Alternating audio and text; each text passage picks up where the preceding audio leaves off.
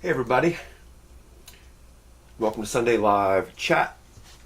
Today's special insight into the Remission album, the Remission EP.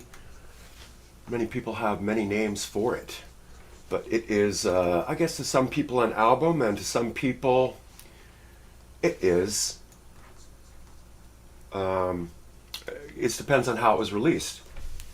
Originally it was a 6-song EP. But let me start from where we left off on the back and forth, since this seems to be a historical kind of series that we're doing.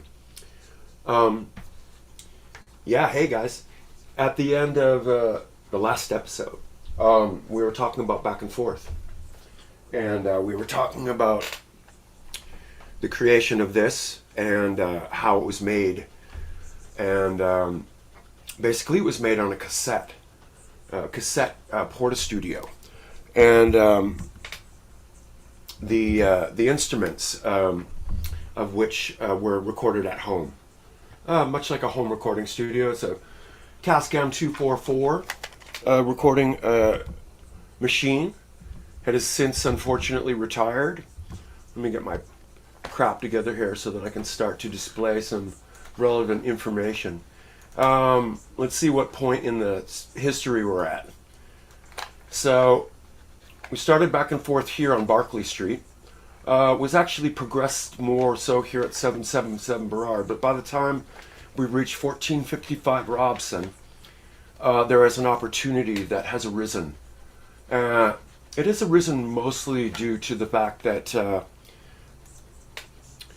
Images in Vogue had established a career so far working in Mushroom Studios, and the ability was there for us to sort of look. We had learned the studio, so to speak, and I really have to say that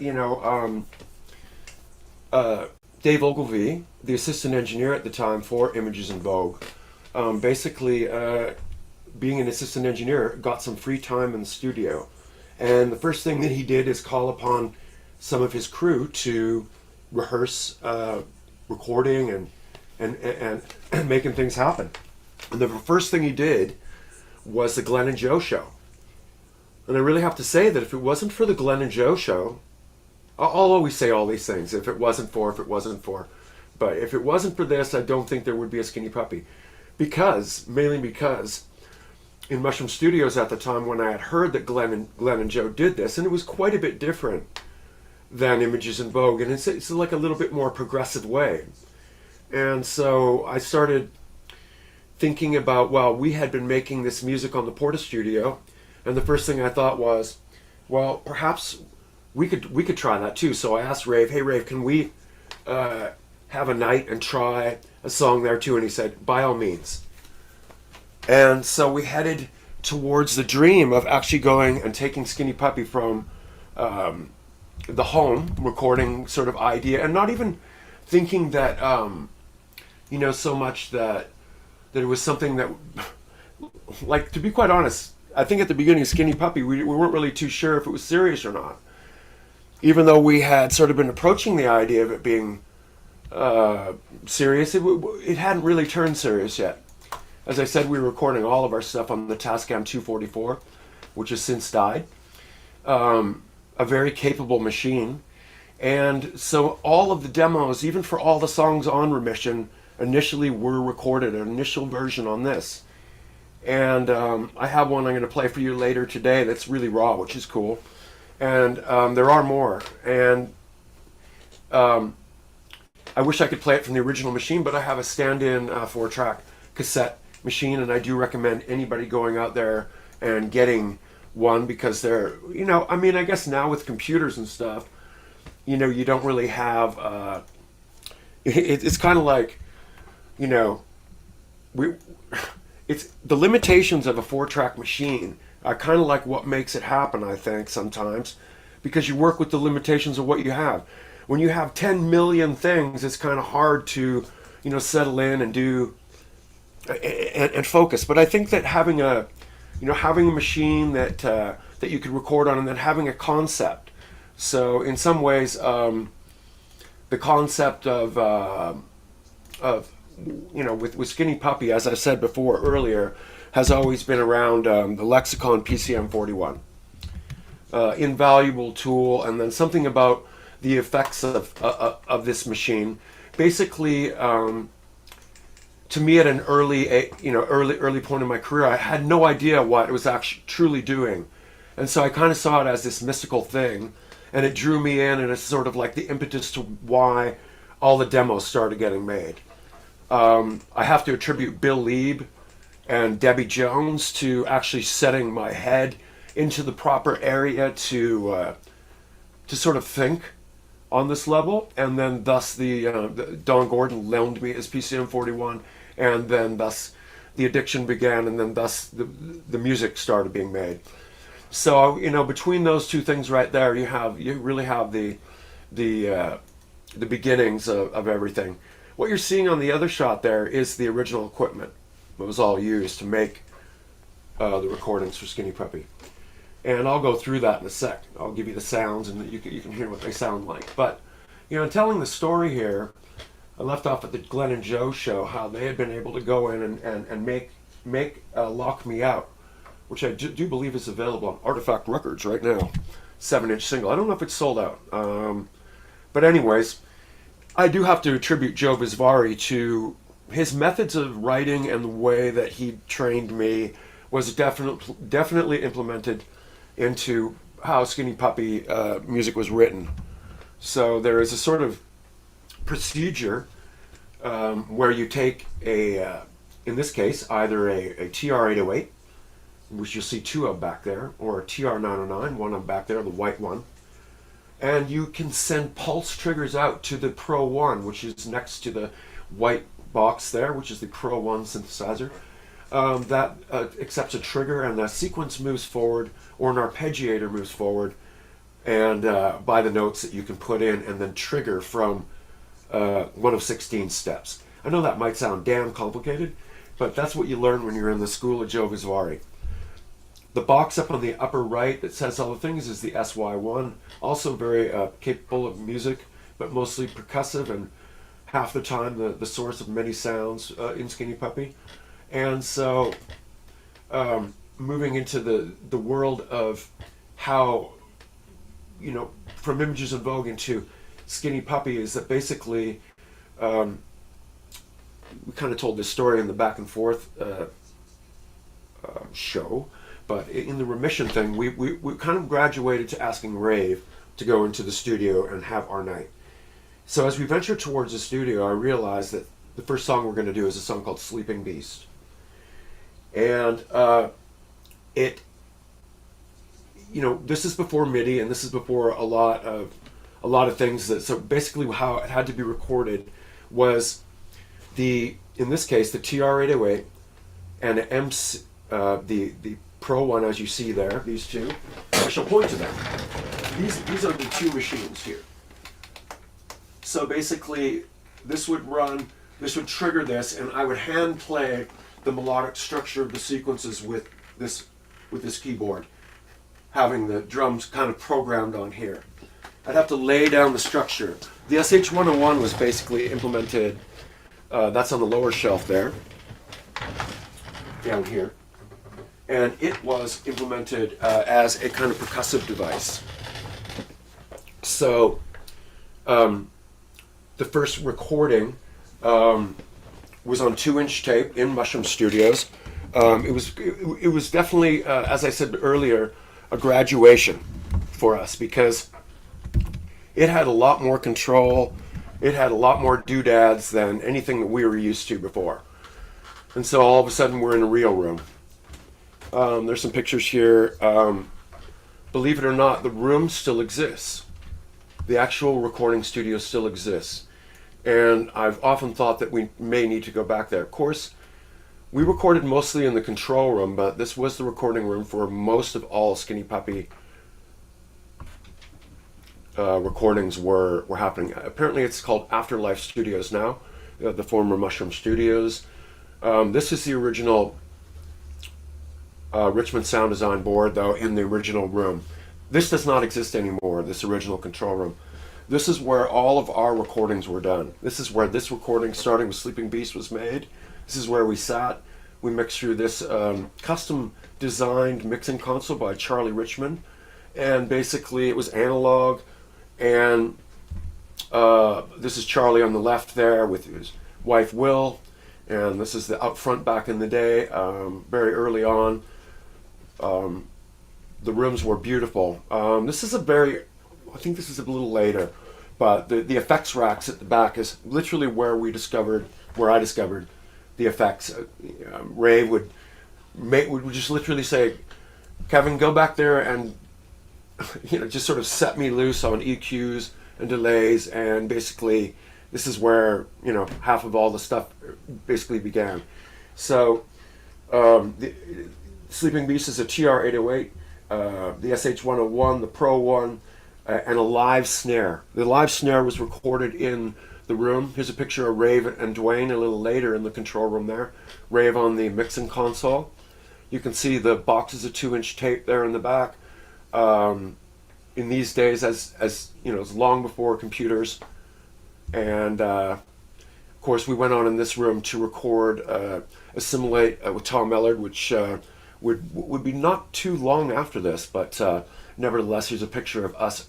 This is one of the earliest pictures of us in the control room that I have, so it's basically the reason why I show it. It's more relevant to bytes. The studio now is apparently still painted this color. I don't know if the name still exists on there, but quite awesome place to visit if you're at 1234 West 6th Avenue in Vancouver. Go by and say hello to Mushroom Studios. So anyways, the first challenge was lay down a song and see how it goes. And I'll never forget that we had to finish it in one night. So basically, I had notes, and these are the craziest things. I don't understand how. I do understand how. What this dictates is when I was taking it from the idea and I had to play it live, this was the sequence of how I would move my hand for the sequences. So basically, the basic sort of like musical notation before MIDI or before that type of implementation and stuff. So it was when I look at it now, I think I actually have to struggle to look at this. I can see 144.16 BPM, but I can also see what it basically shows me is 4 times through the sequence, octave up, back down to the same octave, back up, and then it basically shows you in 4s. Basically then shows you sections of how many times that will play through. And so I used to write a lot of stuff like this. And a lot of the early notes for Skinny Puppy were basically, it was almost like this Braille sort of situation going on, where you could basically dictate, or whereby it wasn't like in the case of like writing notes on a scale. In a sense, I was, but I was writing them on my own scales. So essentially, this would be how I would be able to play the original sequences, which for all the songs on Remission were all recorded the same. So what would happen is I would have to do the original performance where I would lay down the drum machine and always the Pro One at the same time. And then from there, typically everything on top of that would be hand played. And if you wanted to lay down something else, such as the SH-101, or which basically was the only other thing we had that was really triggered, or the SY1, the syncussion. Basically, those got laid down at the same time. You had to be ambidextrous in that sense that if there was any mutes on anything or any program changes or anything, you had to do that at the same time. If there was any, like, always a middle section, especially in Sleeping Beast, there's a big middle breakdown. And the concept was there that it had to go somewhere else. So how do you do that? Well, in the Pro One, in the modulation section on the left there, basically you can take, that's what I loved about the original Pro One, is a fantastically deep modulation section. It's the same with that multi-move there, which was the impetus for many of the songs on Remission. Had an amazing modulation section, and I'll get to that more in a sec. But I made the middle break, and then I could come back to the song and basically try and make it all the way to the end with a structure that, if I read the map correctly, I should be able to go and lay on an overdub, and hand overdub parts that would have been done either on the it was usually the Juno 106 at this time. And I think actually what's really weird is that it's one of those synths that I just don't remember selling it, so I don't know what actually, if we actually own this synth or what. But this is all the synth sounds on Sleeping Beast, all the synth sounds on Smothered Hope are basically the all the string sort of paddy type things are all this Juno 106, and the Lexicon PCM 41. This was moved to the side now, and then of course we had not for Sleeping Beast, but as we move on, we will have access to Bill Lieb's purchase of his Model D Mini Moog. A pretty nice arsenal to have, but at the time, believe it or not, this was seen as like pretty cheap and accessible gear. It was by no means expensive. The multi-moog there, with just in front of the Skinny Puppy shirt, which, by the way, I'll get into graphics in a sec, is an original Skinny Puppy shirt. I was amazed. Pulled it out today, and I put it on. She goes, "Oh no, don't put that on. It's a little too tight." So, anyways, the multi-moog there was. I think I have the original receipt. I do. This is a funny thing about keeping like records and keeping like things. Here it is right here. $198 from Long McQuaid. It's funny, I have like my original receipt for like an even older piece of gear, which is the CR78, which I don't know if it ever got used again after Images in Vogue. So we'll put the receipts aside. But talk about details. I mean, when I went back, I started realizing that, I had like, say for instance, like started writing down settings for like, say, the Pro 1 and everything like that. So, this is how I was able to look at a song like Solvent on the Weapon and go back and basically make it again. Though I had kind of basically remembered like what I had done with Solvent, it was a challenge in my mind to say, well, let's see. And we'll get to that in a second. Let's finish more up with Sleeping Beast. So we finished Sleeping Beast, and right off the bat, I heard a story immediately about how there was a ghost in Mushroom Studios, and I thought that, wow, this is crazy. Who's the ghost, you think? And everyone's like, I don't know. I've been in there late at night, and so if you listen to the end of Sleeping Beast, we'd already mixed a song. We had used some used 2-inch tape, and somehow on the 2-inch at the end of the song, you can hear pretty clearly a backwards voice. Well, apparently that backwards voice is apparently who they think the ghost is. And Ron Tabat from Prism had apparently already made his way onto a Skinny Puppy album. Thank you, Ron, because if it is your spirit, you actually look quite demonly, and I think that it quite be suitable. This is the voice at the end of Sleeping Beast where you hear the woo. Okay, yeah, Ron, thank you. And already ghosts are appearing in our music. Just gotta love it. The room in Mushroom Studios, as said earlier, had 2 amazing reverb chambers, and I hope they still exist. But they were real reverb chambers, and basically, if you went in there and hit a snare drum, you didn't need any external effects on it.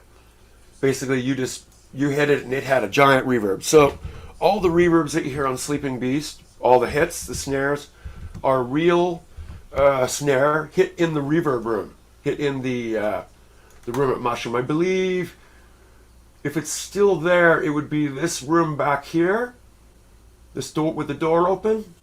And what it would be is like the chamber would go all the way up to the ceiling of this room, all concrete. And I would go in there and I'd sit in there with my snare drum and I'd hit it and it would be so loud. You guys, well, you hear it on the record. Actually, you hear it all through the Remission EP, all the loud snares, and a lot of the drums are live drums from from Mushroom Studios. So when we first brought out the song, we thought initially that it was too fast. We thought like, wow, did we make that song too fast? And you know, I don't know, I didn't think so after a little while. And now when I listen to it back now, it seems fine. There is a couple versions. There is a different version, I believe, that was released later on one of our outtakes albums, which is maybe even a little bit faster. But we were happy with it, and then we contained it on the initial cassette back and forth, which basically got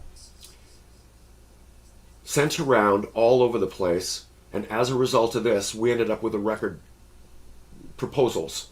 And the record proposals came in from Portion Control's label as a result of sending our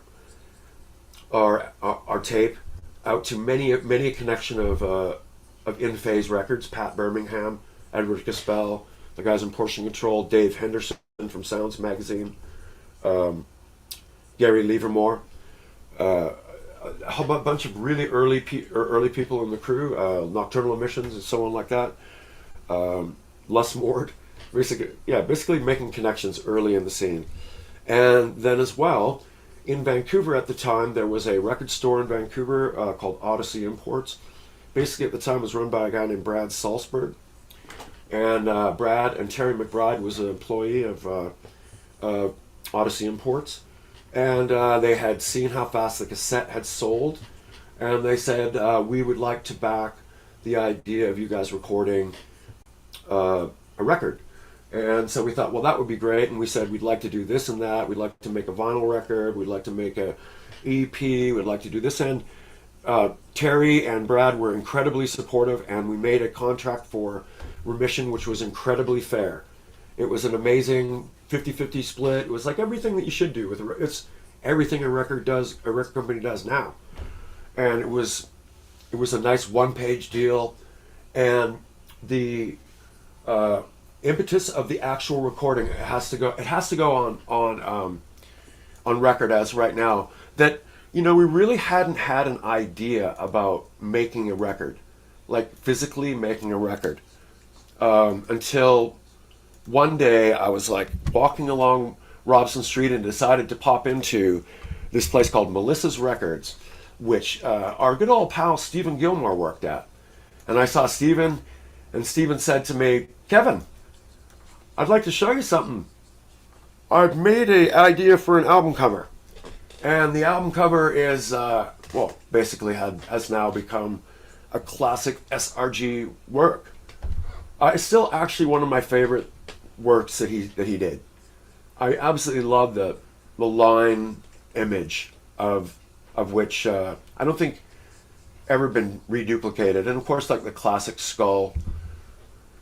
When I first saw this, basically I believe it was just the front I had seen. It was only the mock-up of the front. It blew my mind, and I thought like, wow, you know, Stephen, you're on it. And it was made before we made the music. Well, we had made the tape, so of course we'd made Sleeping Beast. And Sleeping Beast would be the only song that would go on to be contained on Remission that was made before we'd seen the cover. So it was like a really great relationship that was formed right off with Stephen.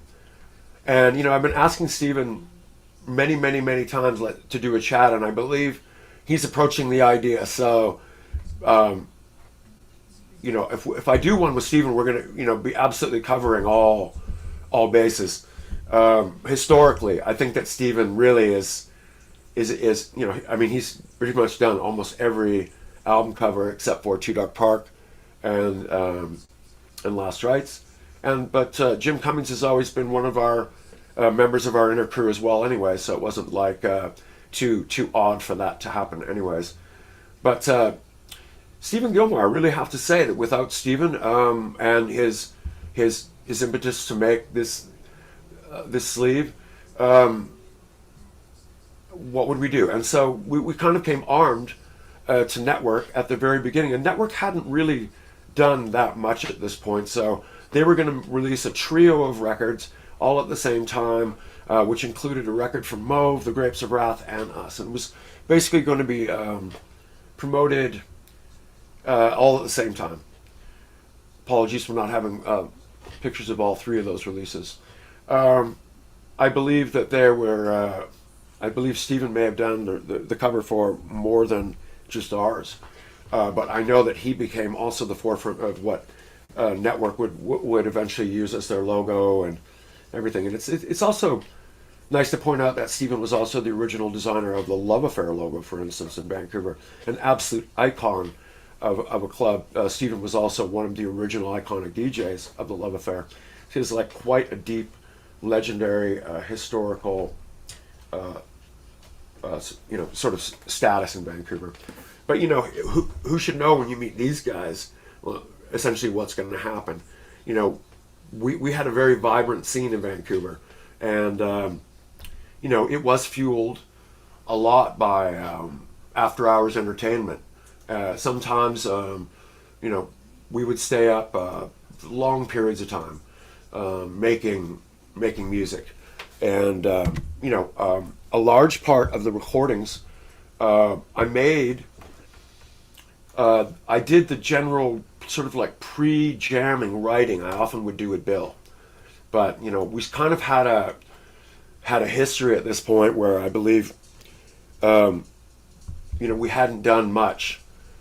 Bill and I were young with Gary Smith here in Earl.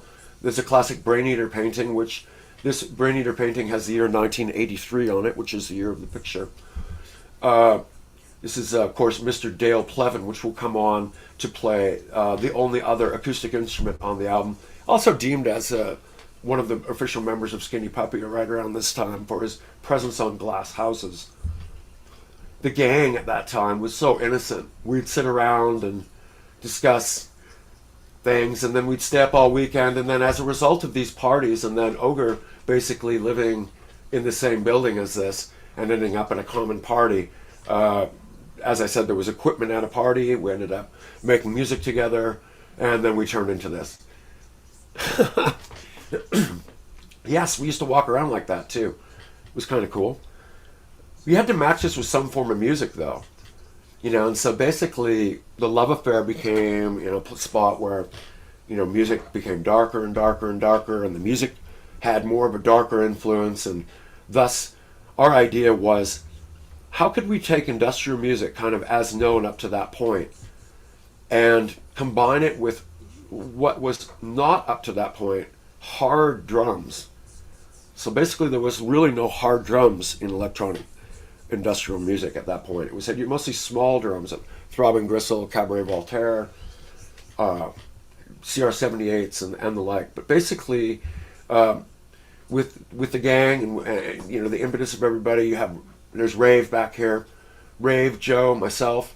This is Debbie Jones here. As I said, she was really the impetus behind sort of like supporting the support system. It was like basically always, well, she's the one who picked up the phone and called Edward Caspell. She does a long story with Debbie Jones. Absolute institution in Vancouver historical history. And this picture has appeared in many, I guess you might want to say, historical Gothic magazines. This is me and Debbie in the same time, 1983, at the same time as the creation of the album. Ogre and I, basically, we were still forming like what we were about to do, and we did sub-performances as a group called Hello Death Day, opening for Chris and Cozy. It was like a more mellow performance. And then, of course, we did our first performance in a place called Univis, which was right down these stairs here. This building no longer exists in Vancouver. This is the corner of Robson and Granville, and it was a art gallery down these stairs.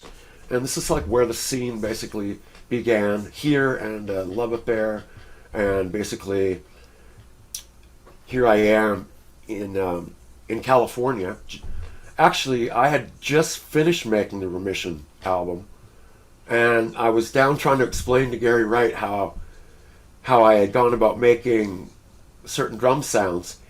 And what you might be able to see there is I'm not too sure if that's when I forced him to get a noise gate and start to work with a noise gate, or to try to work with some more alternative sounds. And he basically told me that he talked about when I played him Smothered Hope like he was listening to music that wasn't coming from something that I had made. So it was pretty funny. And so it was a big learning experience, and I knew at that point that I kind of, made some steps forward, especially with the studio setup, and of course Dave Ogilvy back at Mushroom Studios. So the next song we made when we went into the studio was Smothered Hope. And at this time, it came to the point where I knew that basically I had to cover the cost for that. And I paid for each session as it went, and I just happened to have the invoice for the first session we had to pay for in Mushroom Studios. So it's just amazing. So the total of this night, we had to record Smothered Hope in one night. So we would go in and lay it down in the same manner, and also mix it. And I believe the total of the invoice here, we did in 6 3/4 charged hours. It looks like the total of the invoice is about $168, which included $67 to Dave Ogilvy and $101 to studio time. So that's crazy. It even has a date, August 30th, 1984. There you go, folks. Smothered Hope was originally called Shattered Hope. And then I think when we went in the studio, it was up to us again to decide how and what we were going to call that song. And there is an original demo version. It is released, I believe it's on the original BRAP 3 and 4, is it? Check out that version. I noticed that if I play them on here, I will get a strike on my video. It's weird that publishers will strike me for promoting their own product. So yeah, that's always a weird thing. Smothered Hope was a change from Sleeping Beast in that it centered itself around the TR-909, and the TR-909 and the 808 have two distinctive different sounds. I think it's.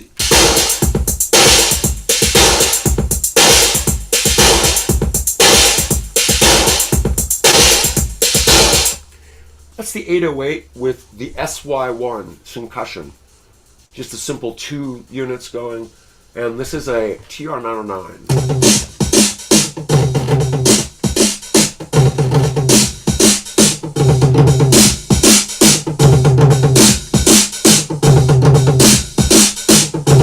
Two totally different sounding machines. And basically what we would do is we would trigger from the kick and the snare a new sample that would layer on top of the kick and the snare. And this was a very ingenious method that Dave Ogilvy used that, was basically a triggered delay. And a delay in those times could be a sampler up to 2.5 seconds long. And we'd use the Korg STD-1000, which is, there's a couple of in that setup back there. Basically, the samples would be gotten from, another record or, some other tape or something. I basically don't even know where those samples, when I think back now, because we didn't think sample, but Dave Ogilvy did. And what was also nice about Dave is that he also came up with a method where he took a crossover, which is designed to separate sounds into lows, mids, and highs, and he was able to focus in and basically bring out the life of the drum machine, especially the TR-909, which was a new drum machine at that time for Roland. And I remember that Ogre had gone out and bought the 909 at that time, and it was like brand spanking new. And so, when we made Smothered Hope, it was kind of like we're hoping that it would still have that experimental edge that the 808 has. Throughout the Remission EP, it changes up between the 909 and the 808. But basically, those are the mainstays for the whole album. You see a 202 and a 303 in that setup there. Those were never used on those albums. I did not actually have them at that time. So the setup was quite simple. So it was always the drum machine always being put through the PCM 41, and as well triggering the SY1, which you heard a second ago, and as well then the addition of any sort of like sample. So if you add any territory,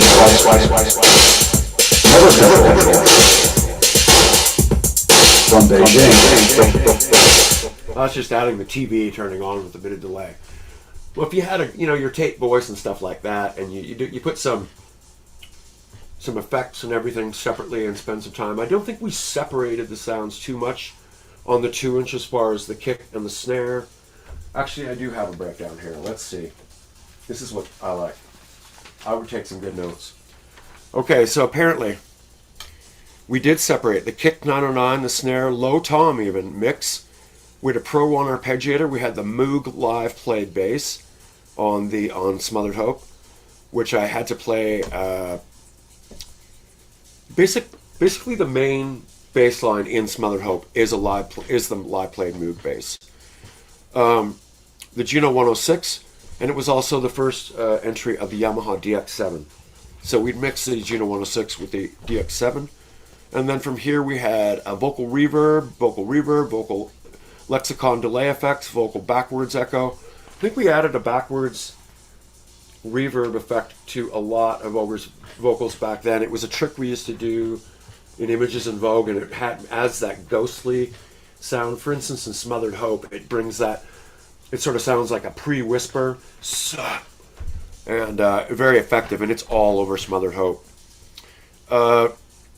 And then one track open for tape voice. It also shows even the drum programming on here, which is really cool, and also again the way that the sequence moves, which is kind of cool. I mean, if you guys are really interested, I could like digitize this and you can take a look at it later.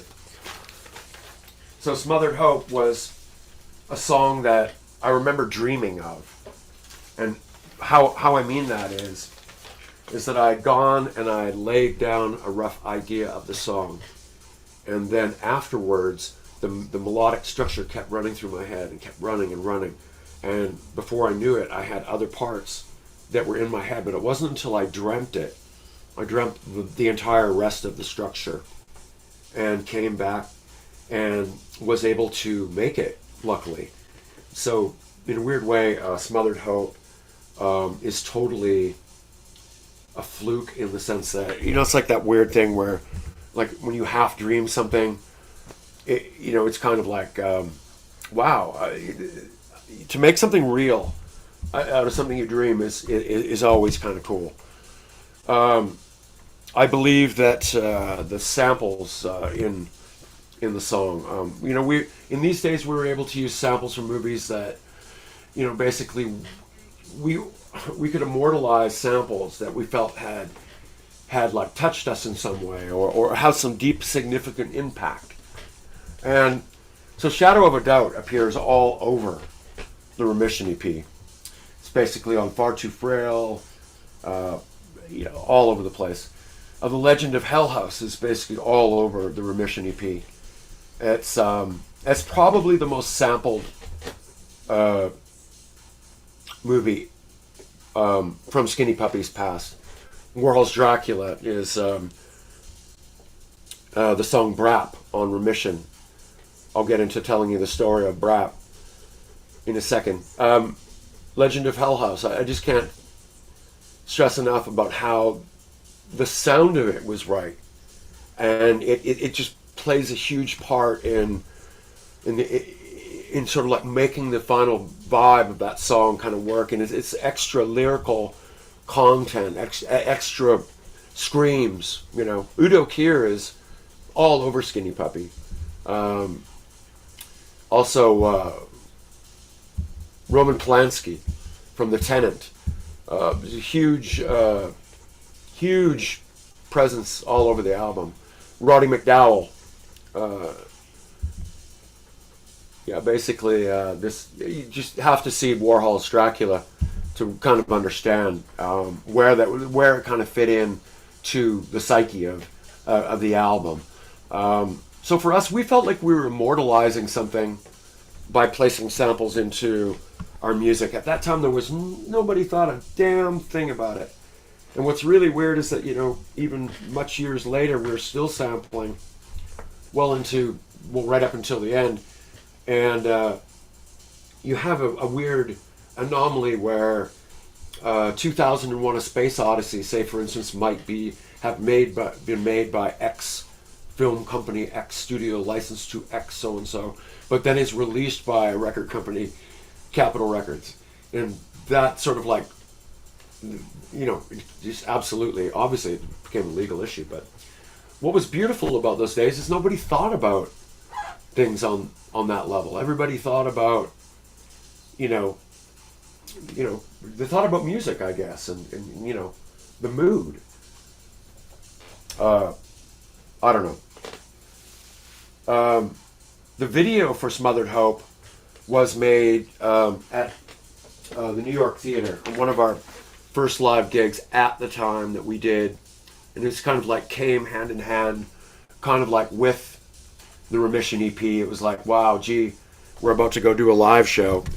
And we discussed, I remember discussing with our friends, you know, when we were thinking about doing a real live show, with Remission in mind, that we kind of like had this EP happening, that, you know, we would make a show that would be, you know, a bigger show than what we had done in the Universe Gallery. And so our friend Dave Jackson went out and started building these stands, and before we knew it, the three of us were standing in these fortresses. And really, this is how the whole impetus of Skinny Puppy rolled, is that the help of somebody else being interested helped it to move quickly. This is Dave Jackson on the bottom. He passed away a few years back. Love you, Dave. He is responsible for nearly every special effect setup and the stage build and everything like that for the first several tours. He's also the guy that ran on stage, shot Ogre, hung Ogre, basically built this magnesium tray here. It's quite a setup, and we toured with these stands, and they were so heavy. They did come apart effectively, but the crew that was around in these days was amazing. And before we knew it, Ogre and Bill Lieb and myself realized that, you know, what was happening with Skinny Puppy was kind of becoming popular pretty quick. And before I knew it, it was you know, I had toured with Images in Vogue one last time, but everybody was talking to me about Skinny Puppy. So it was at that point when I realized that I kind of had to take responsibility and do what I could do at that time. And it was a crazy time period.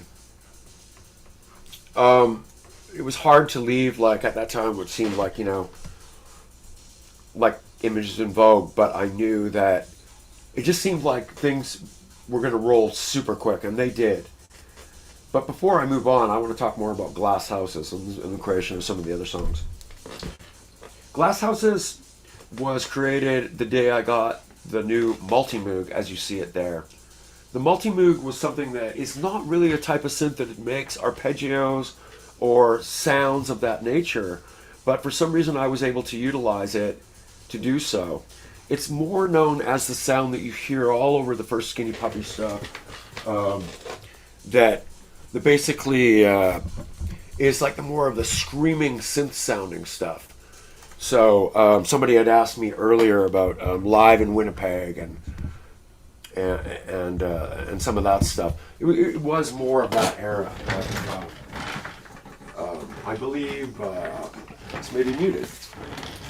I shall unmute it for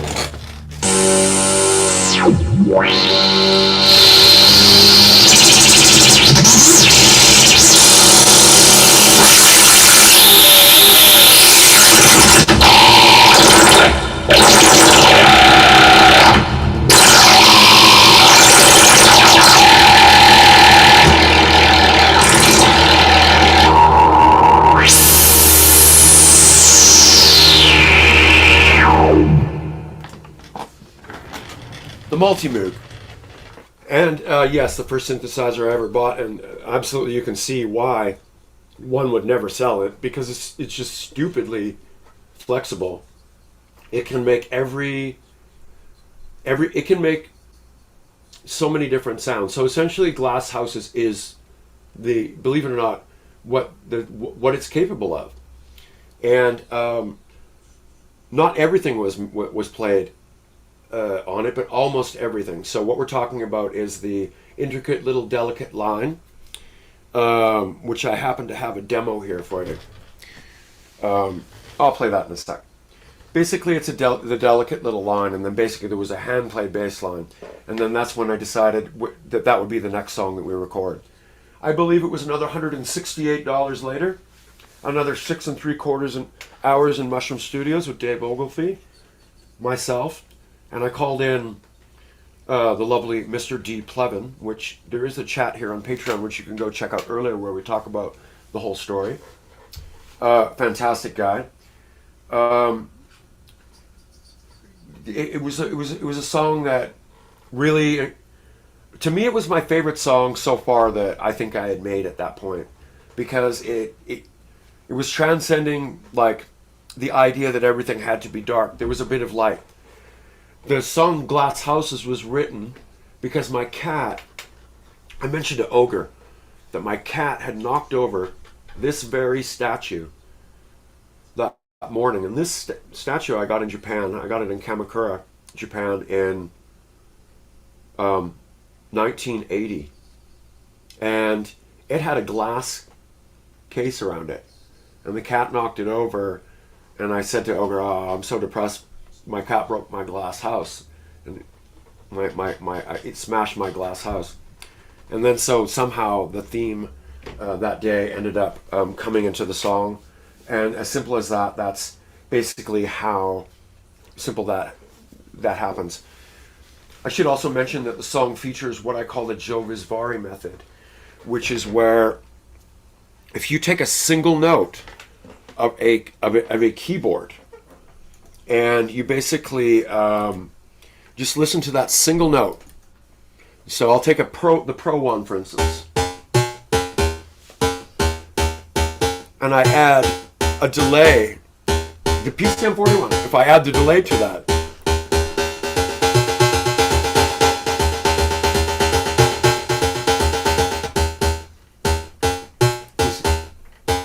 you see that you're essentially making sort of like a sequence out of a very simple one pluck. You can have some very beautiful. That was the essence, really, of how Joe Barresi sort of like trained me in my ear to think about synthesizers and melodic structure, and that's basically all over Glass Houses. The dub of Glass Out was basically the lexicon in Mushroom Studios. There was a lexicon PCM. Now I don't know what the delay is. It was a stereo delay. It was the one, not the PCM 42 or the 41. It was the lexicon prime time. That was it. Yes, the lexicon prime time, and it had a sample and hold.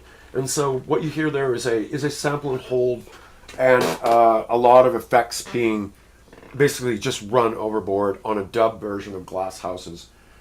But again, the beauty of their souls, the sweetness of their character lives on with us forever.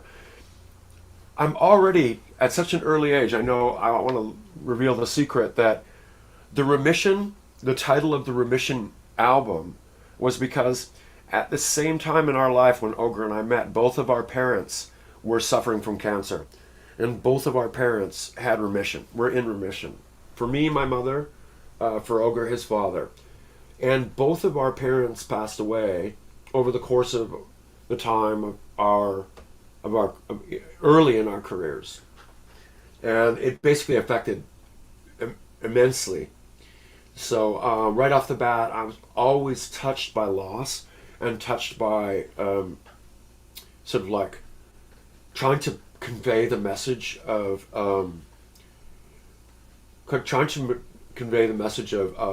that spirit somehow into the music. Sometimes, there was always an intent to have some sort of message. There was a lot of things about heartbreak, because you're young. When we're making this album, we're 23 years old, so we think more on in a youthful way. Again, from Hitchcock, Shadow of a Doubt, that quote. The cassette version of Remission, when it came, you could see that it'd be like, features 4 extra tracks. It was like, yes. And, the 4 extra tracks, I love this long original network stuff here. This is what the good old days when you could make like a good fold out. But the songs like Incision. So these were songs that were made originally on 4-track, but a 4-track 2-inch at the Images in Vogue rehearsal space. And the song Incision was originally called Get the Dogs. It features tape voices from The Tenant, mostly a sermon that's given throughout that. It has live drums, and that drum machine on that one is a TR-606, which is a more primitive, more primitive version. It also has more usage of the DX7. The DX7 was something that in those days had just come out. Literally had just, this is why people started selling all their analog stuff. This is why we were able to get these Moogs at such a cheap price. It's because everybody went to go buy the DX7. Well, we rented a DX7 for our sessions. So when we went into Mushroom again to make the next round of songs, which would be Far Too Frail and Solvent, believe it or not, on the same night.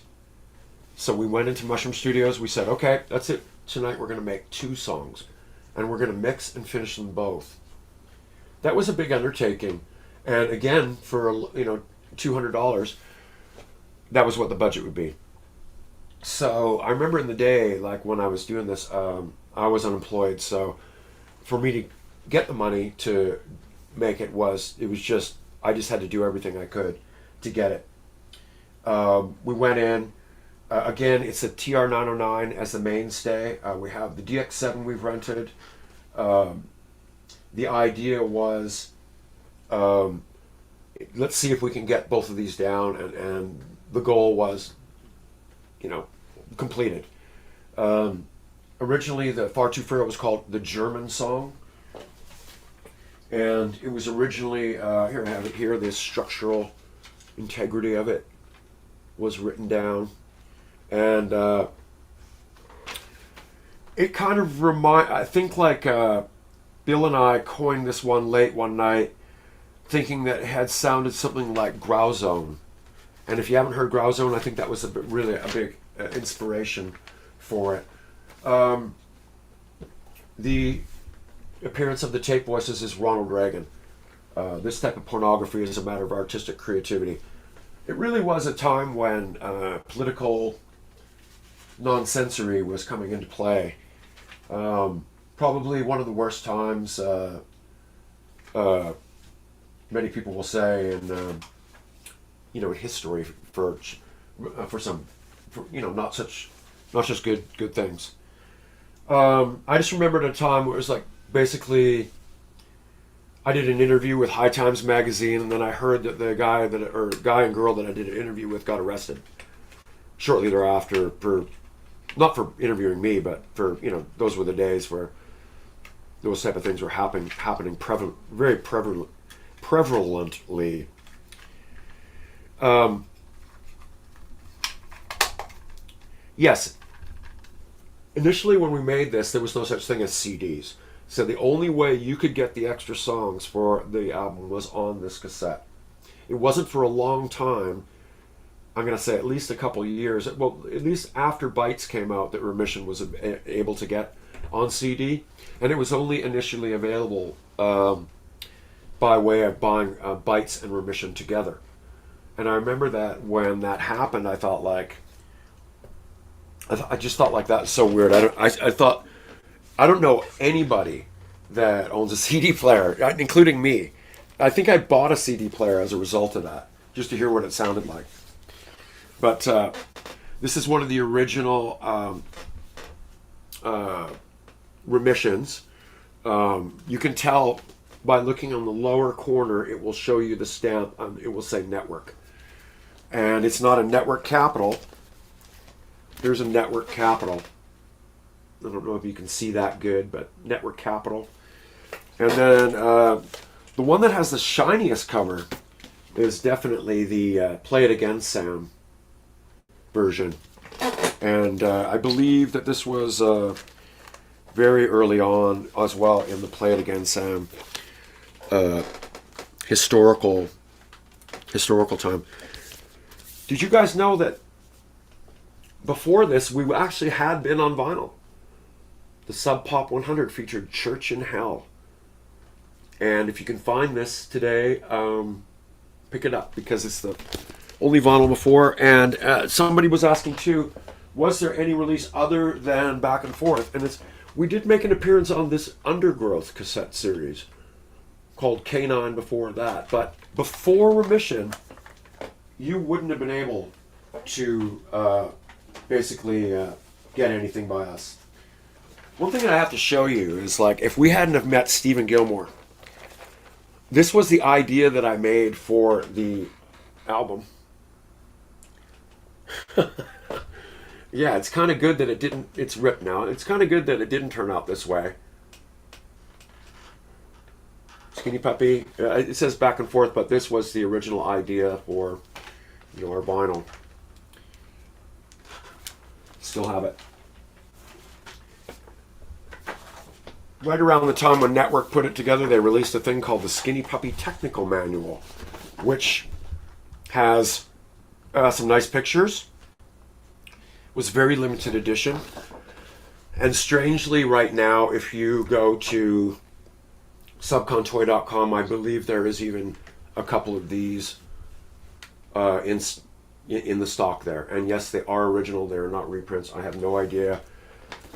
I found like a stack of 3 or 4 of them, or 5, and I'm selling 2. There's no sense me having them all. You guys should have them if you want one. So it's there. Should you like it? Should you like it? Manhole. The story of Manhole and Icebreaker, being added to the Remission EP, is we just really like those songs. Icebreaker was the first time that Bill will appear in recording. Actually, he's also on Incision. So Bill's on Incision playing the manual bass line. Bill's also on Icebreaker playing the manual bass line. And that was like the classic, how Bill got his nickname, Wilhelm Schroeder. It's because he'd lean over his keyboard and play. And he played that bass line, and I said, keep on playing that. And then was able to play, program the rest. And then for the first time as well, because we were in Mushroom Studios, we had access to the lovely Fairlight. So the Fairlight was able to make those beautiful string goodies on top of everything. And that was a rare thing at that time. It was because somebody was working in the studio in the front. He was a French-Canadian guy, and he basically had the whole array of it there, and we were lucky enough. I believe Ed Shaw from Images in Vogue was working for him as a tech. So basically Ed came in and allowed us access to it. But was the first time that we were able to sort of like add additional sounds other than the Juno 106 in the GX7. Um, Brap, the story of Brap, it's a 30-second long song. And our friend David Jones was coming by to visit us at Ogre's apartment at 1045 Harrow, which is the apartment that comes next on that list of locations. Basically, Dave was a aficionado, shall we say, of music, and I remember thinking, "Wow, Dave's coming over. Hold on. I want to write Dave. I think I'm going to write Dave a song, and I'm going to write it before he gets." We lived. Ogre lived on the fourth floor. I actually lived right down the hall, and before Dave got to the room, I had already composed what was going to be the drum beat, which is the TR-909 through the PCM-41. I had lined up what would be a tape voice. By the way, this is 1045 Harrow here. This building right here. Yes, it was a very, very cheap place. I remember that it cost about $400 a month for a one bedroom. And then you would often share that with somebody, as Ogre and I did. So about $200 a month. And the apartment was on the other side. So we were both living there. David Jones came upstairs, and as David Jones walked into the living room, I said, roll tape, and began to record the song Brap, of which you hear it on the Remission EP exactly as it was recorded at that moment. So that is the story of that, and it features the voice of Udo Kier, which again is from Warhol's Dracula, when his arms are being sliced off. It's really interesting to note that the only gold record I have is Remission. It's kind of cool that it has the original Stephen Gilmore label. This is certified gold in Canada. Bites was also certified gold, but I did not receive a record. And I'm pretty sure that others probably did, but Network did not want to honor us with any kudos for those. I'll leave it at that. Yeah, so basically that leaves us with Film, the song Film, which was one of the only other additions to the cassette. So the song Film, believe it or not, is one of the first songs that I ever recorded on my own at the Images in Vogue warehouse. And I told Bourbonese Quawks Simon Crabtree when I did his chat that it was completely inspired by Bourbonese Quack. So the song Film is entirely inspired by that. And most of the singing and the screaming, the shouting is inspired by his style of singing. And it is in fact me. And it's also me on bass guitar. The tape voices again from The Legend of Hell House. A secondary Ogre vocal was laid down by the time we were able to transfer it to 2-inch tape in Mushroom Studios and include it on the album, the EP. And originally it was supposed to be on white vinyl, but it did not make white vinyl. The album came out, and it did really well, well enough that we had to go on tour, and that was right in the fall of 1985. But that will come into the Bite story. But we started working on our budget for touring stuff. It's really funny, this budget, because it's like Smoke Machine. That's the number one thing. It's like Smoke Machine rental. It's $75 a week. We'll need it for 7 weeks, and we need $22 worth of smoke juice. It's $525 rental. That's just crazy. We used a digital decoder. to play back some of our backing tracks to play live. $200 a month. We repaired 2 synths, $100. We used another tape machine, $125. We had to buy a grinder, a staple gun, hammer, gaffer tape, and miscellaneous items. It was $100. We rented 3 projectors from the, believe it or not, it was from the Canadian, it was like the Canadian Film Board. And they were $75 a month. I can't believe they would rent you 16 millimeter projectors to a punk band. We had $550 for PA, $250 for lights, a follow spot for $40. Oh, this is just crazy. We had some wages on here. It looked like less than $100 for each of us. Yes, and those were the days. That's because I believe our first wage when we went on tour was $6 a day so that we could eat. And yes, folks, that is what truly it is like if you're a real, musician in this world, in that sense. It's kind of depressing, but, it is what it is.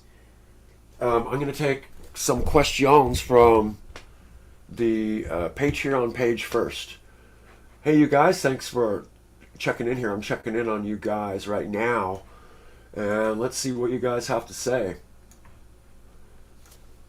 Yeah, if you want to ask a question now on the Patreon page, it's on the first.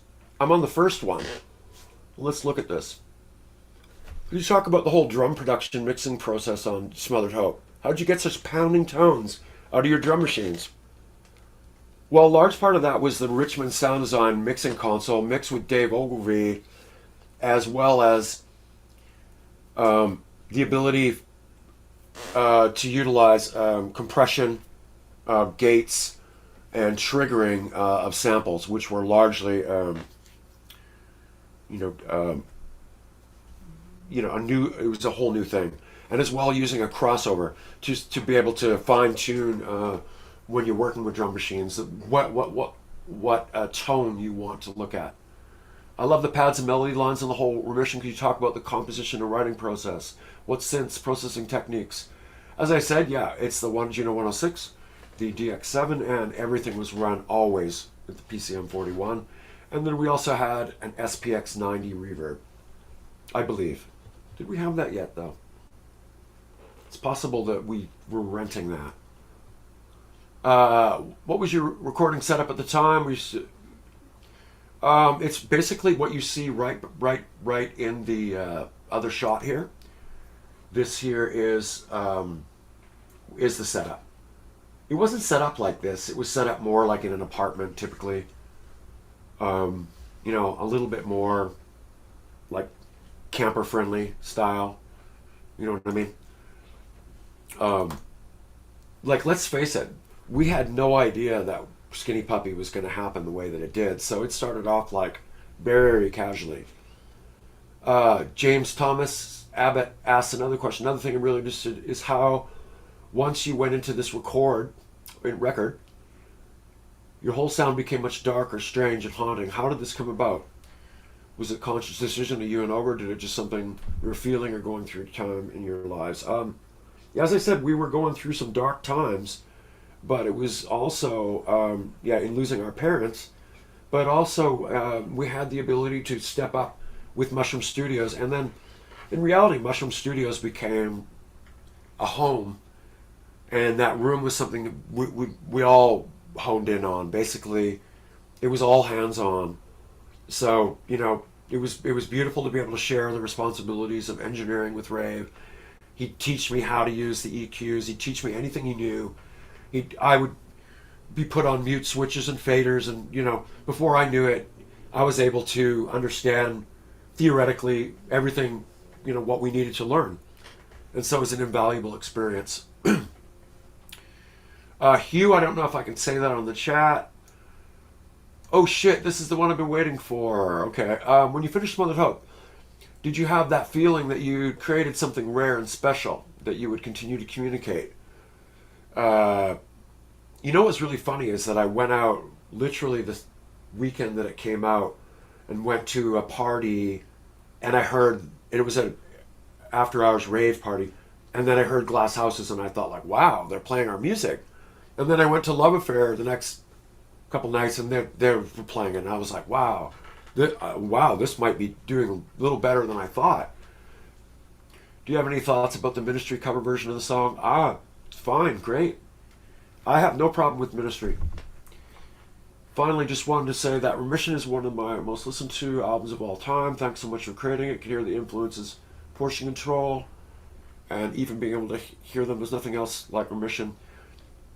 Really, Portion Control, I have to big up to them. If you go back and listen to I Staggered Mentally, it was really, what was great about that album is that it made us think like what we had sort of been speaking about in our gatherings all the time was, let's make something heavier. And what I mean by that is just something a little bit more dark, like a one tad more scary.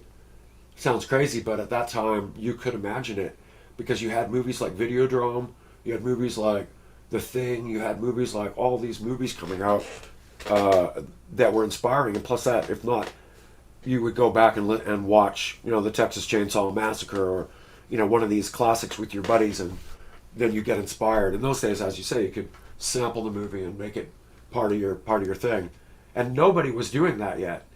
So it wasn't like we felt like, oh boy, we got an idea, let's cash in. It was more like, we got an idea, this is who we are. That was the most important thing, is that it really felt like Skinny Puppy was not something that wasn't unlike who we were as people.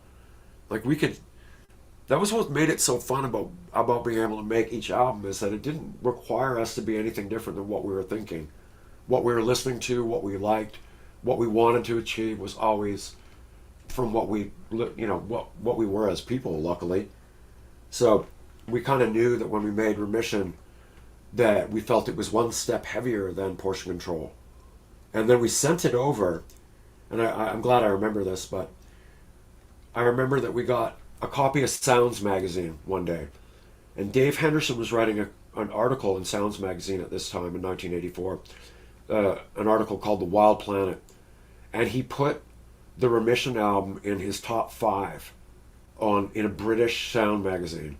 And that's when I was in Odyssey Imports at that moment, and I really just almost dropped that paper, and I couldn't believe my eyes. That would really, really, really change my whole perception of because up until that point, it was really hard for a Canadian band to break outside of America.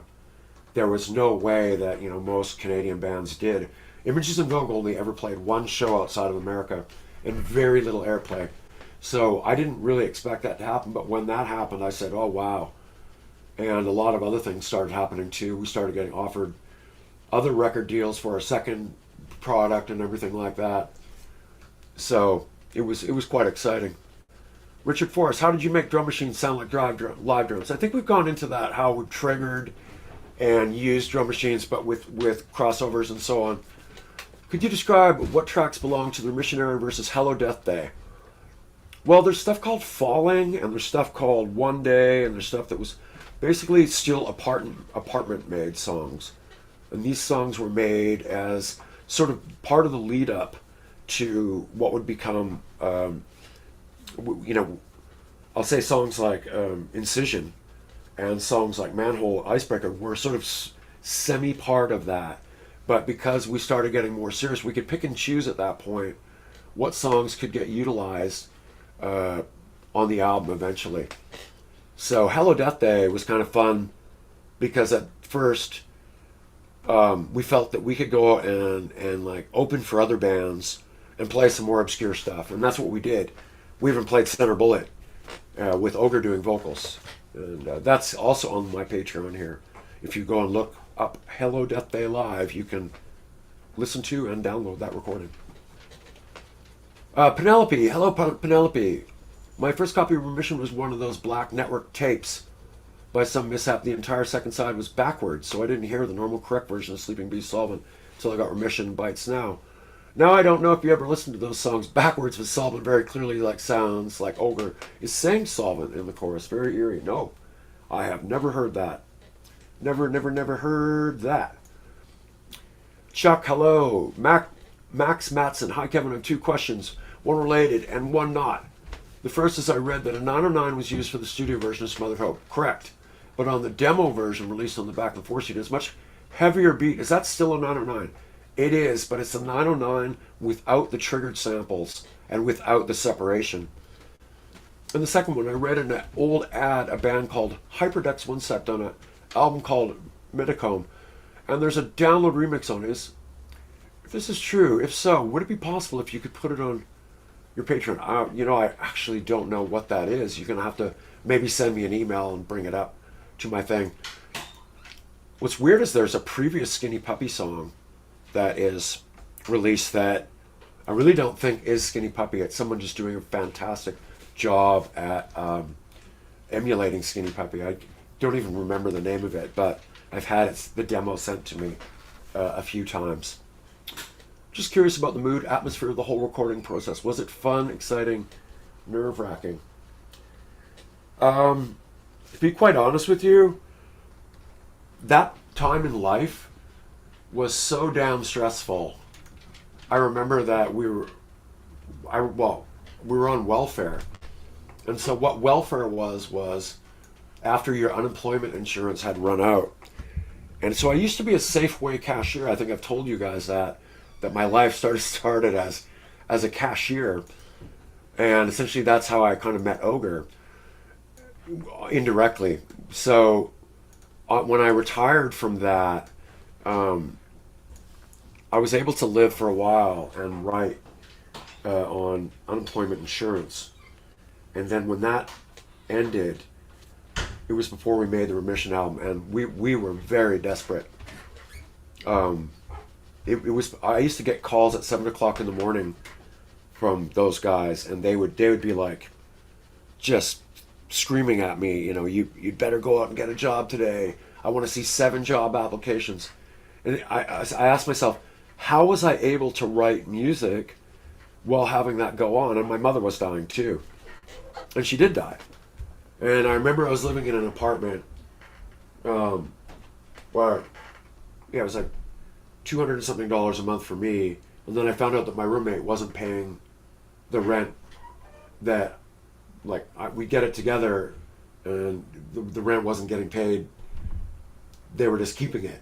And so I got totally fucked in this situation, and was totally, it was a hell. And luckily my friend Myra, who you've seen here, helped me out. And Myra, was incredibly supportive early in the career, and then eventually helped us to get a job at Expo 86. A fantastic job where one could still do what you did, but it was horrible. Yeah, the struggle was real. I'm gonna look at your comments here on the side. Hey guys, Brian Smith, Hyperdex, dude from X Marks to Pedwalk. How did Remission affect your work relationship with Ogre? Ogre and I, to be quite honest, it's no secret that Ogre and I have always had, it's not like we're best buddies, but we have a musical respect for each other. But, we don't hang out. We have different lives. And in some ways, I think we're the complete opposite of each other. In some ways, we're very similar to each other. But you can't deny our musical, whatever we work on seems to work very well. There's something about our relationship which I think we both respect immensely, and that's the reason why we've continued. What was your experience with programming the rented DX7? Well, we didn't really program the DX7 a lot. I remember that's mostly stock presets in there. I did try to switch a few knobs to try and see if it would do anything though, and sometimes it did, sometimes it didn't. Do I have a favorite track I made on Remission? From Alice? Definitely Glass Houses, for the reason that it married a whole bunch of almost like previous inspirations. It's safe to say that there's Eno inspirations in Glass Houses. There is Japan inspirations, Mick Karn. And it was really hard to say where you could see where Skinny Puppy would go at this point.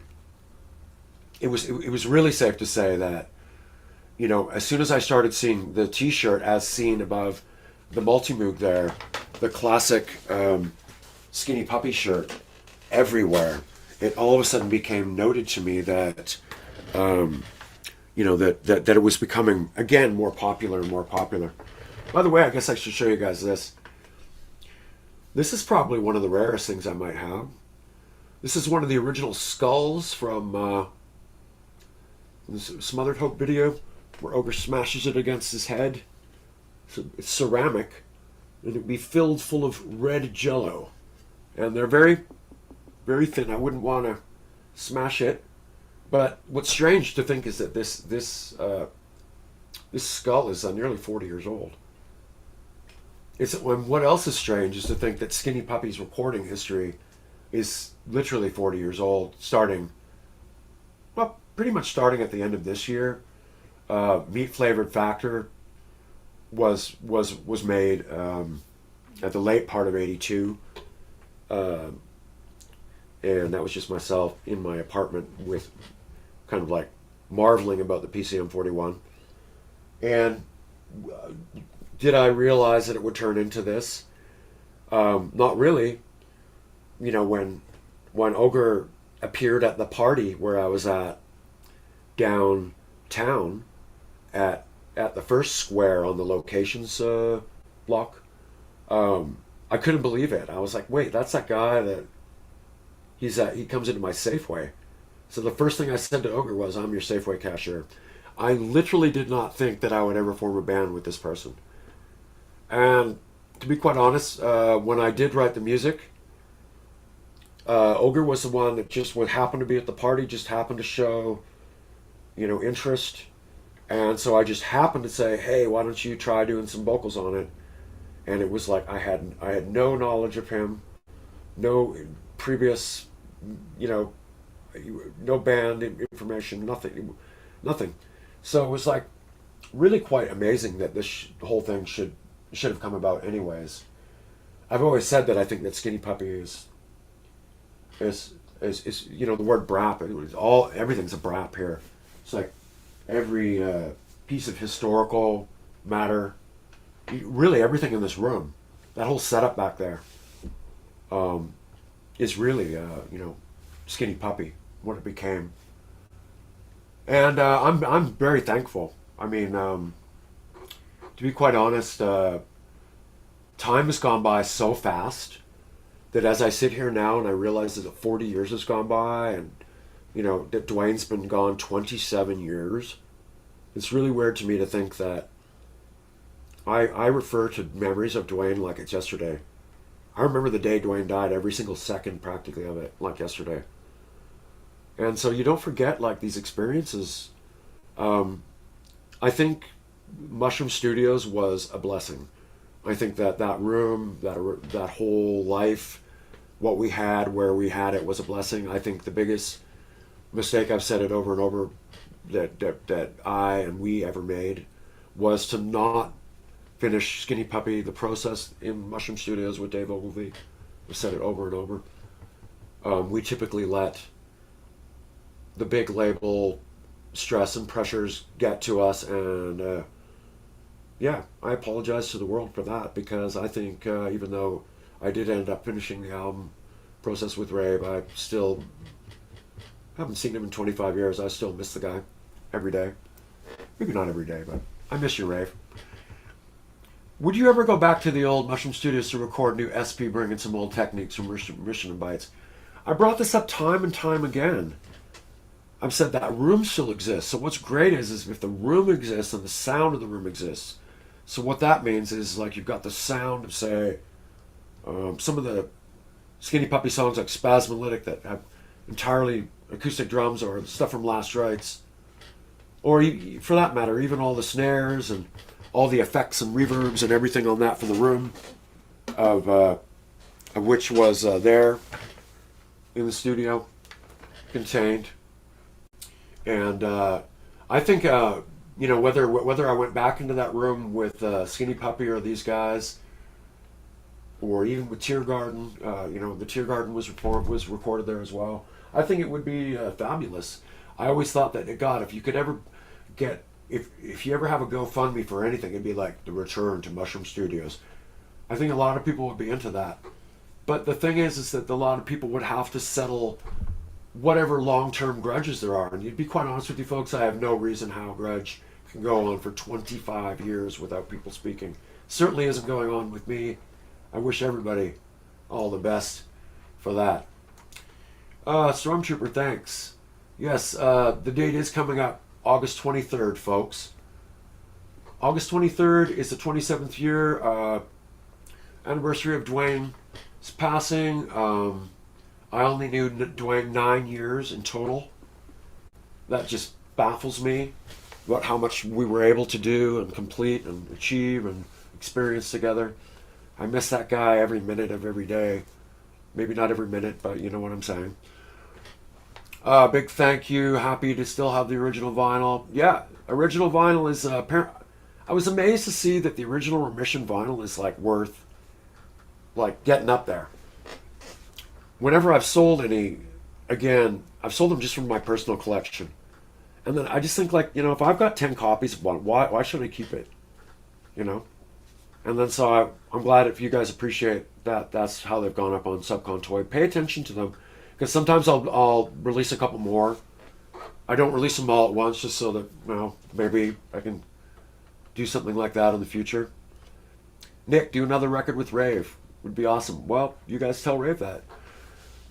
Don't apologize. Oh God, I think people know that we're good people. Were you mixing the tracks the same night of the recording? Yes, we did. Can you believe that? And quite often we'd finish mixing the track about 9 a.m. in the morning. And it was really one of the funniest stories about Mushroom Studios at that time is that David Foster was the morning engineer. And as you know, David Foster's gone on to be just like a world-renowned producer. I mean, you name it, he's done it. He's like one of the biggest producers in the world. And he would be coming in the morning, and he would hear weed smoke would spill out the door, and he'd be like, okay with that. And he'd come in, and he'd hear it. Rave would be playing the last mix or putting down the last mix, always to 1/4 inch, by the way. Master's always to 1/4 inch, 2-track. And he'd be laying it down or cutting or doing an edit, and he'd listen, and he would respond. He'd be like, wow. He called us, I remember he wouldn't call us skinny puppy. He'd call us the sick puppies or the dark puppies or anything but our name. It was really funny though. And we became known in the building between Charlie Richmond, big up Charlie, and Linda Nickel, the studio manager. Sweetest people ever. My biggest regret is that I think that we should have finished there. We probably should have tried to purchase that studio. With Vancouver's historical significance, that place, there's nothing like it. And also, so much great music made there.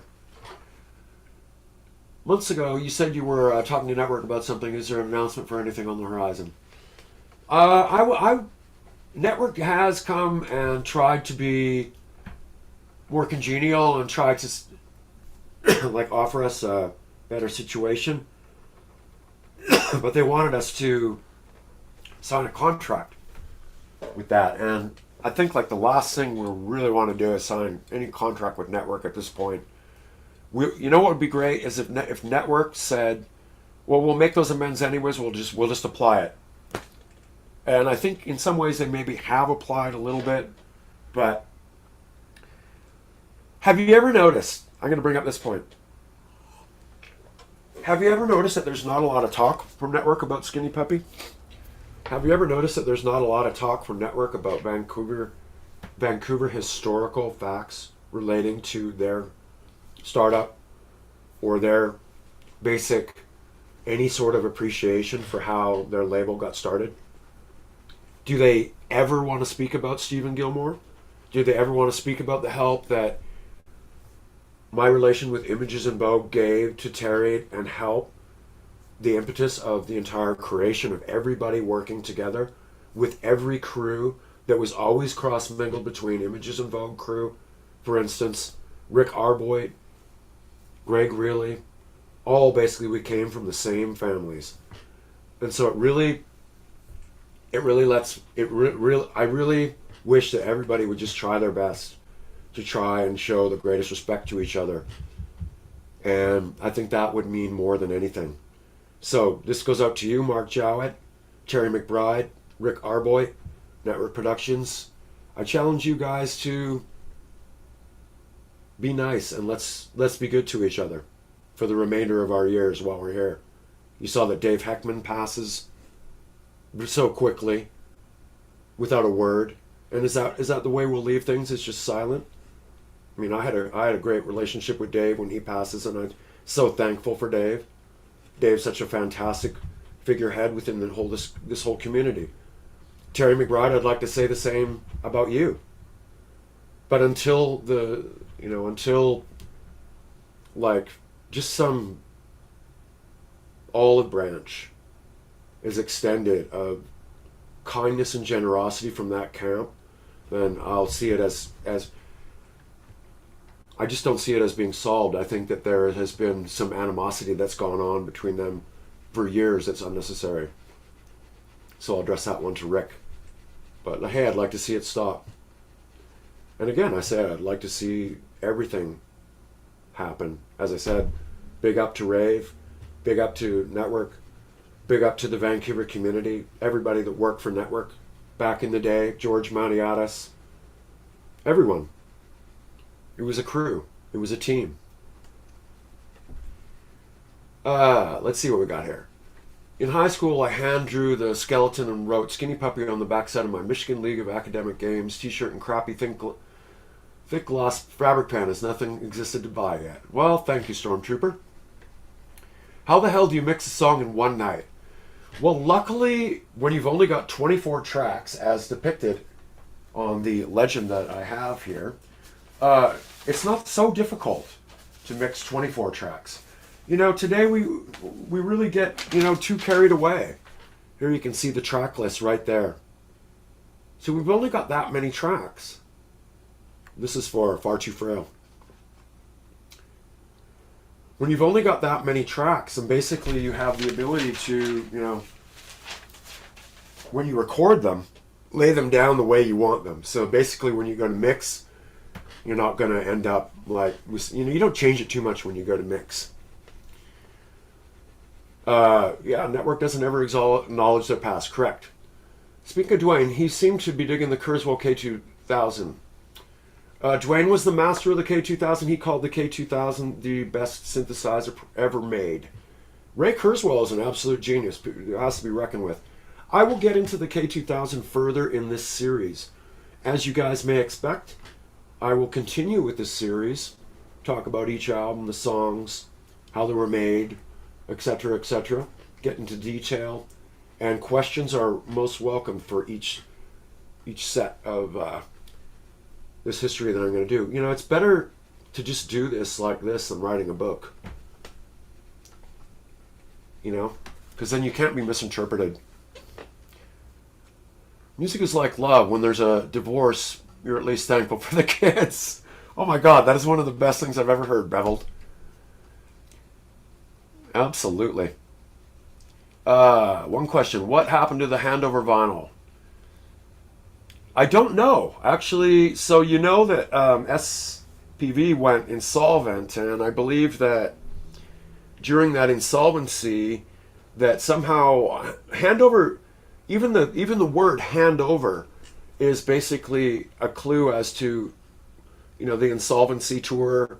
Everything was all to deal with like our label not able to basically pay us at that point, and so.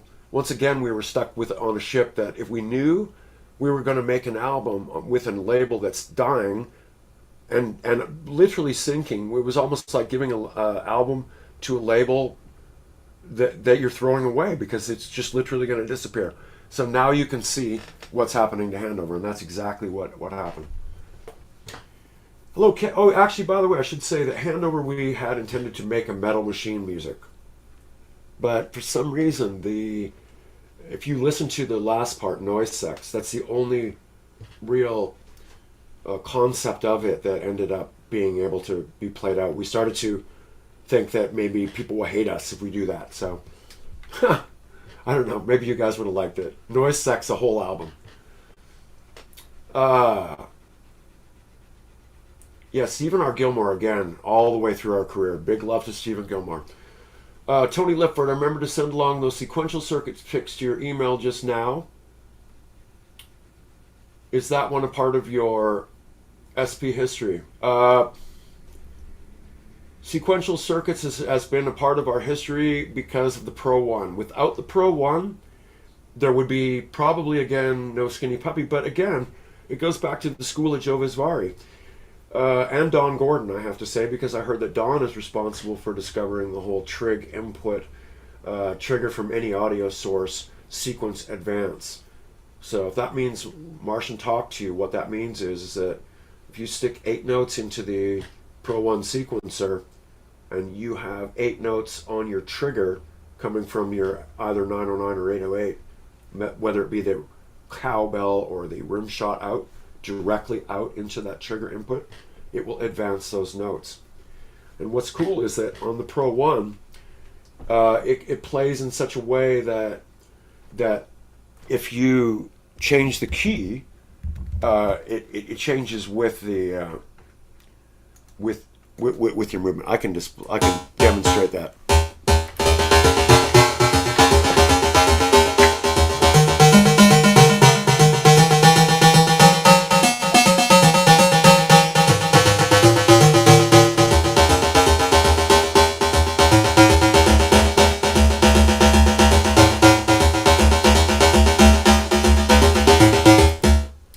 So yeah, basically it's transposable, they call that. So the way that the Pro 1 is played was very much a part of the Skinny Puppy songs. If you know, for instance, even though Smothered Hope uses the arpeggiator in it, the arpeggiator is being transposed throughout the scale of the song. The other songs have proper sequences, such as Far Too Frail is a sequence, and that gets transposed throughout the song. Solvent, the same thing, transposed throughout the song. As I said, Glass House is a song oddly created with the multi-moog and delays, as demonstrated earlier. So, you know, that method is again a Joe Barresi method. So really, as I always have to thank other people for where we've ended up with. If you don't credit the people that taught you or the person that inspired you, I find that bogus. So Joe Barresi, absolute genius, absolute guy that basically opened my doorway and made it possible for me to make music. And I just so much appreciate that. And anybody else, you know, if you've got a guy that hangs out with you, and it's like this guy that like, basically, well, say for instance, Dwayne is like this too, where he came along, I had no knowledge of the Mirage and digital sampling at that point, and Dwayne was fully experienced. So when Dwayne came along, watching him work on the Mirage was like watching rocket science. I was like, wow, this is like next level stuff. And it was. And so somebody's always got to open your mind to how certain things are done. And then thus you open your mind in vice versa. I'll never forget that, you know, obviously the methodology of which I used to write Skinny Puppy obviously got transcended into Bill Lieb. And Bill Lieb wrote Frontline Assembly using the exact same method. So it's essentially Joe's method got transposed into Frontline Assembly as well, and any other Vancouver band, for instance, Numb or any other band that came out of the ilk. Wow, a lot of questions quick here. Was there one synth you wanted to use on Remission? Yes, we wanted an MS-20, but we couldn't find an MS-20. There was no MS-20 to be had in Vancouver. And if there was, They weren't for sale. We were looking for the MS-20 and the SQ-10. I gave a demo on these on the last chat. Basically, it's the sound of the Liaisons Dangereux album, which to us at the time was probably one of the greatest inspirations to us, other than Portion Control, Nocturnal Emissions, and all the rest of that. Go and check Liaisons Dangereux. They only have one album as far as I know. A lot of that was made with the MS-20, the SQ-10, and also the wondrous engineering skills of Connie Plank. Heinous. These albums were so pivotal to my teenhood and beyond. I probably wouldn't be here today without them. It's a pleasure to hear all the behind the scenes. Thank you, Harris. Harris? Tony Lifford, 6-track. No, never used a 6-track. It was brought in, but we never used it. Don't have the patience, Brian, to wait for a process retrospective. What's the deal with the Motley Crue remix? I will go into that later in life. Stay tuned. I'm amazed of all the items you show us from back then. It seemed that you have moved from place to place since Remission. How many boxes of SP memorabilia? You know, that's a good question, because I was shocked when I started finding all this stuff too. And then I started thinking, like, wait, I moved here from Canada. How is it that I have some scrap piece of paper that has some scratch details on it? And the answer is that I'm really, really, really OCD, and I'm really good at putting things in boxes together with other things. So when I would discover all this stuff, quite often a lot of this stuff will be together, and I'll be kind of amazed. I kind of like set up time capsules for myself, and the thing that amazes me most of all is that it made it here. Sometimes I'll discover things that I'll think, like, that can't possibly, how did that make it here? You know, it seems like there's way too much stuff here in my house that shouldn't be here. But in some weird way, I've always thought that there's some weird magical shit going on. I've always thought this could be a simulated universe, so stick with me on that. Maybe, Stormtrooper, maybe not related to this record, but did you bring a lot of this gear to Brave New Waves when you played? Yes. I had that Multimoog there, I had the Pro 1, and I had the DX7. Most of the rhythmic stuff we put onto a digital backing tape because it was too complicated to reset up the drums, particularly for each song. So that's how it made it easier for us to be able to perform, and that is how we had performed basically all those songs.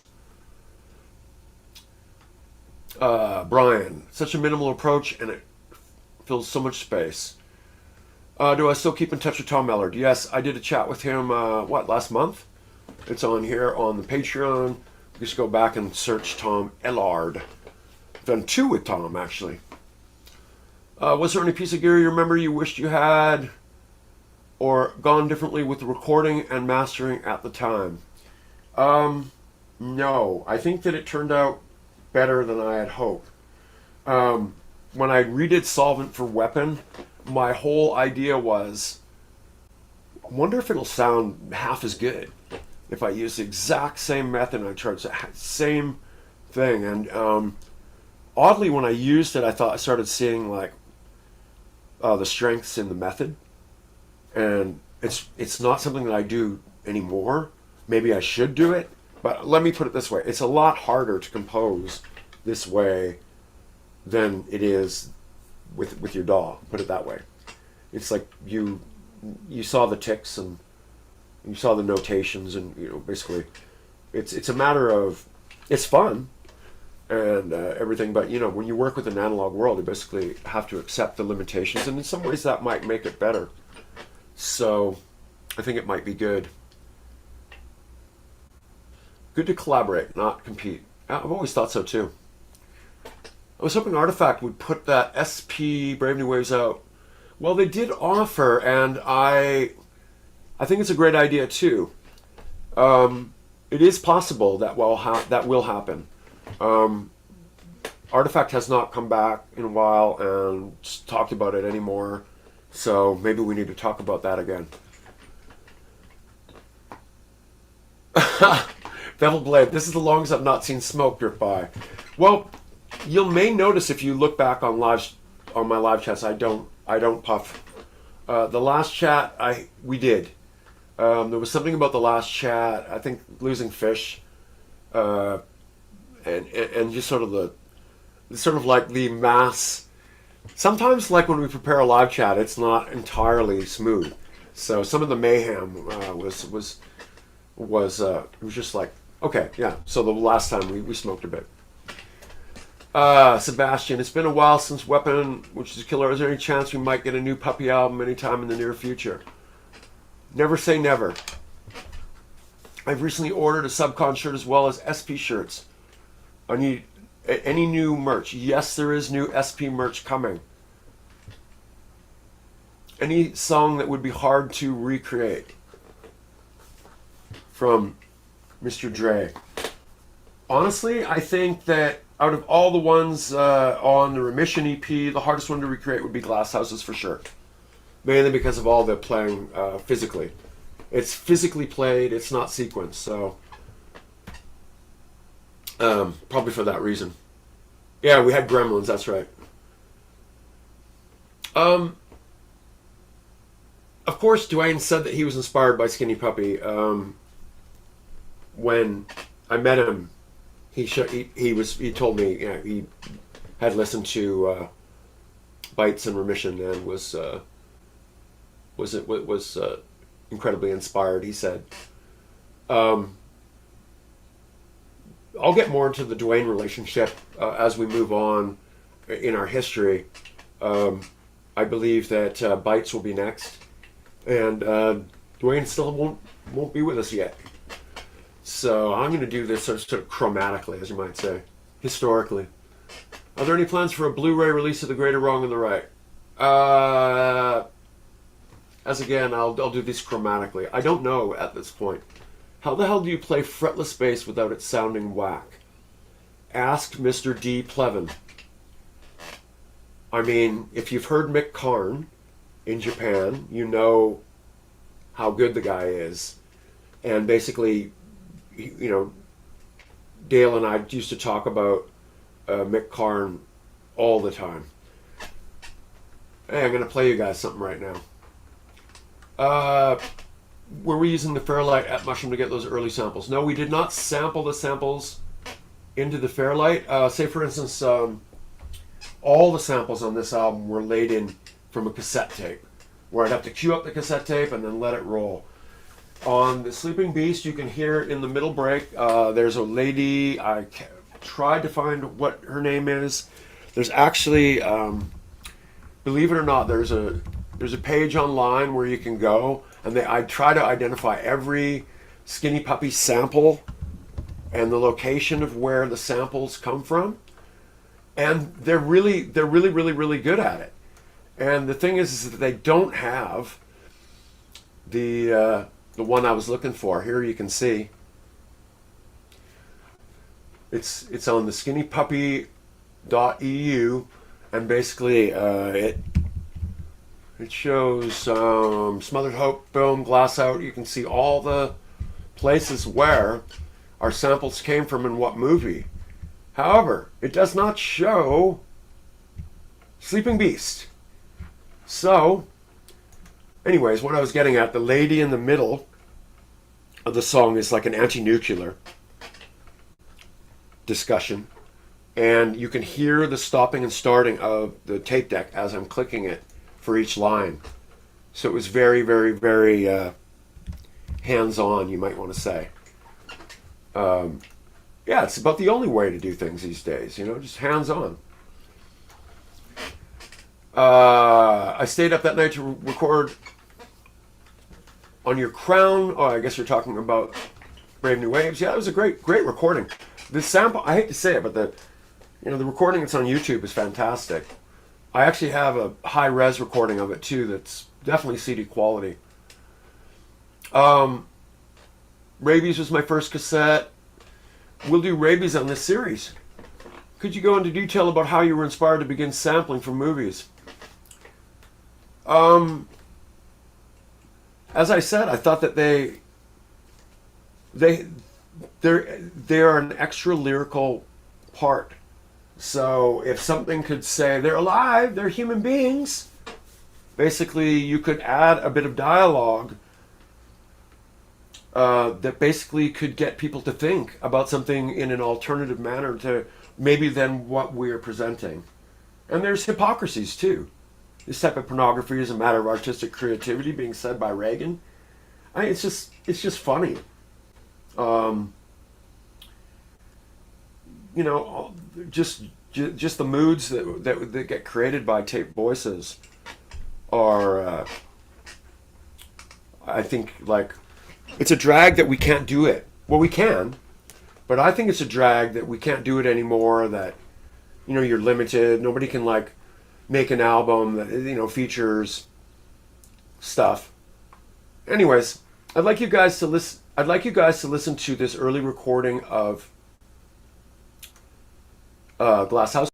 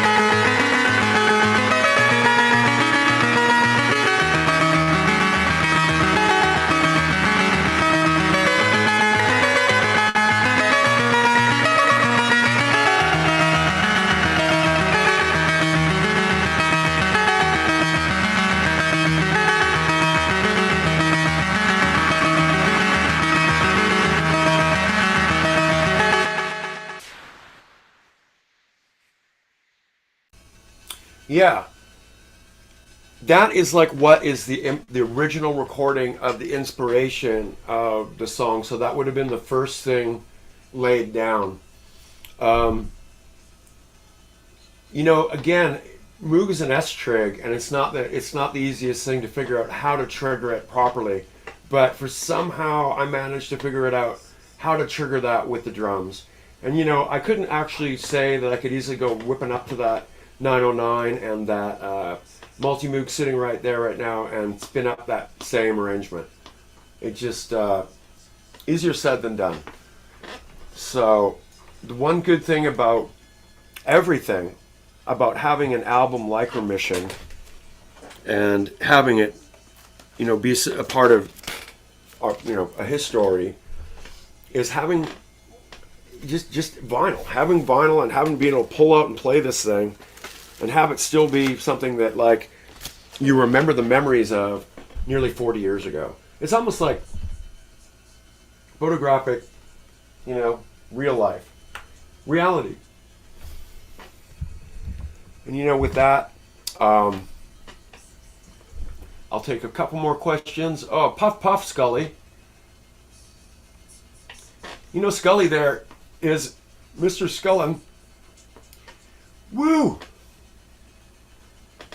Monte Carlo. The back of a Monte Carlo. I used to have a 73 Monte Carlo. Yes, there's no hiss. That was from the original 4-track recording too, which you have to understand. That 4-track recording is from 38 years ago. So why is there no hiss? No idea. I was incredibly inspired by Edward's music, so there's no doubt that Glass Houses has some inspiration from Edward. Just wanted to thank you for making the record. I bought the Bites Remission CD when it came out in the 80s, taking a chance. Thank you, Jens, from wherever you're tuning in from. With your name, I can imagine you may be in over there in Denmark or Holland. It's such a unique album. Nothing out there like it. Thank you. Well, gotta run. Great chat. Thank you, David. I'm about to run in a minute here, too. There's a magic of how you do reverb delays. Found some similar vibes when you're playing with the Manther. Absolutely. The Manther, I believe, I harped to Josh about how good of an emulation that the delay is in there for this purpose of making sequences. Yeah, this was the original Glasshouse's demo. I believe there may even be another one. And there is other versions of it, too. I would really love to go through this all and then possibly compile it all for you guys. Yes, the Mind, the Perpetual Intercourse will be coming soon, guys. I'm going to get to that one. No, I have not digitized all of them. You know, it's funny. It's like I have so many of them here, and you can maybe see this. This is just one. This is probably the rarest one. This is the one that contains, like, you know, Remission, Back and Forth, all that original recordings. And it gets stored nicely. Yellow Sony thing. And then there's several other boxes of master cassettes. But one thing I will say is how well cassettes hold up over any other medium over time. Forget DATs, forget digital audio, forget anything. Forget even your old damn computer. There's no way your old damn computer is still going to fire up and play that song 40 years later. So cassettes. I'm absolutely stoked about cassettes. Go back and dig out your old cassettes. They still sound as good as they did in the day. Again, thank you everyone.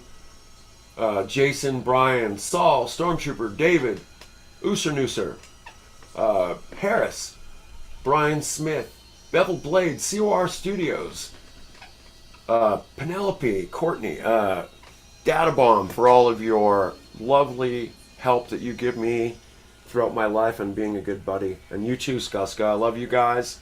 Let's put a good vibe out there into the universe. Remember what we did earlier? How we said, come on, let's come to the table with good energy. Well, let's do that. So good energy to you guys. Much love. Thank you for your support here on Patreon. It is invaluable.